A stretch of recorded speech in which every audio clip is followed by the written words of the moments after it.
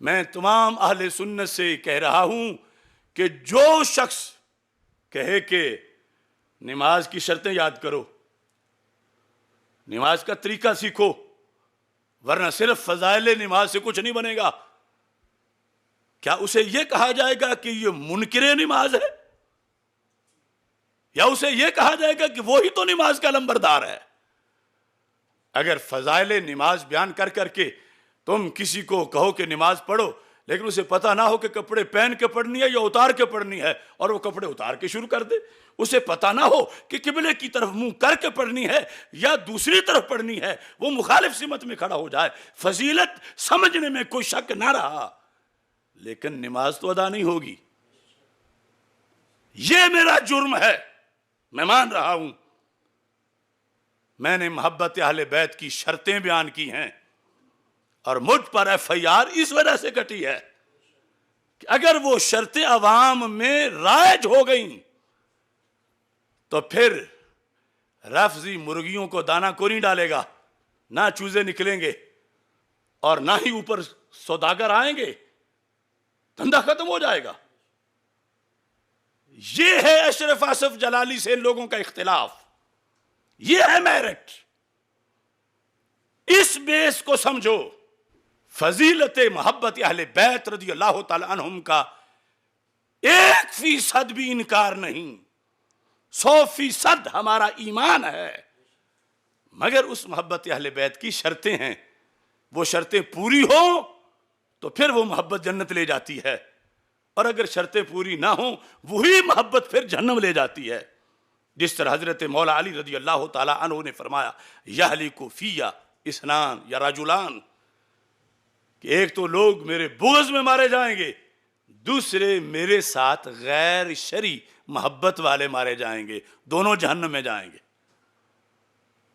تو یہ تو تبلیغ کی جاتی ہے کہ بغض علی نہیں ہونا چاہیے اور ہرگز نہیں ہونا چاہیے، بغض علی رضی اللہ تعالیٰ عنہ جہنم ہے، نار ہے۔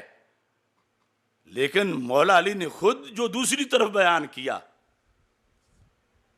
اس مکمل حصے کو چھوڑ دیا کہ محبت کرنی ہے تو وہ چیزیں جو رب نے مجھے دی ہیں وہ بیان کر کے، جو میرے اندر نہیں وہ اگر بیان کرو گے تو پھر وہی حشر ہوگا جو حضرت عیسیٰ علیہ السلام کے بارے میں ان کرسچن لوگوں کا ہوا، جب ان کو ابن اللہ کہنے لگے تو جہنمی بنے۔ تو بتایا میں خلیفہ بلا فضل نہیں ہوں، یہ شان میری مت بیان کرنا۔ بتایا میں نبیوں کے برابر نہیں ہوں، یہ شان مت میری بیان کرنا۔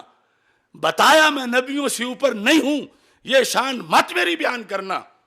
اور ادھر رفض نے تو اسی کو ہی محبت اہل بیت بنایا تھا، اور ان لوگوں نے اس کو رائج کر دیا۔ اور ویسے میں عوام اہل سنت کو دعوت دیتا ہوں، ذرا اپنے خطیبوں کی تقریریں محرم کی یا محرم کے علاوہ کہیں کسی کی ایسی تقریریں اکٹھی کر کے مجھے دو جس نے محبت اہل بیت کی شرطیں بیان کی ہوں، اور وہ بھی صحیح، اور وہ بھی حدیث سے، قرآن و سنت سے، اکابر سے۔ تو صرف نماز کی فضیلت بیان کرنا اور شرائط والا باب چھوڑ دینا، یہ تو نماز سے دشمنی ہے۔ محبت اہل بیت کی فضیلت بیان کرنا اور اس کی شرطیں زندگی بھر نسل در نسل بیان نہ کرنا، یہ عداوت ہے محبت اہل بیت سے۔ محبت اہل بیت کی ادائیگی نہیں ہوگی تو ثواب کہاں ملے گا؟ یہ جرم ہو رہا ہے۔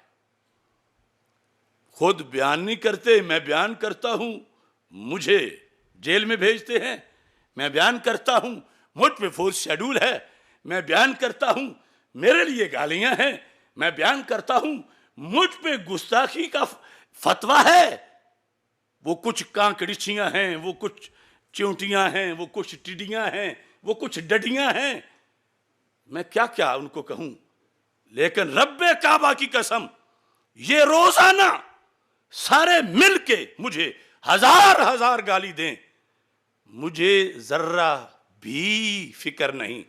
مجھے فکر ہے تو لٹے ہوئے کارواں کی ہے، مجھے درد ہے تو مسلک اہل سنت کا ہے، مجھے درد ہے تو ان آستانوں کا ہے کہ جنہوں نے قلعے کا کام کرنا تھا اور آج وہ مچھلی منڈی بنے ہوئے ہیں، یہ مجھے درد ہے. ورنہ یہ گالیوں سے ڈرنے والے اور ہوتے ہیں. ہم نے اللہ کے فضل سے شرائط بیان کی، اور اب ان کے لیے آسان ہے میرا مقابلے میں یہ جملہ کہنا. یہ بس محبت اہل بیت سے بغض ہے اس کو. یہ چونکہ سید نہیں ہے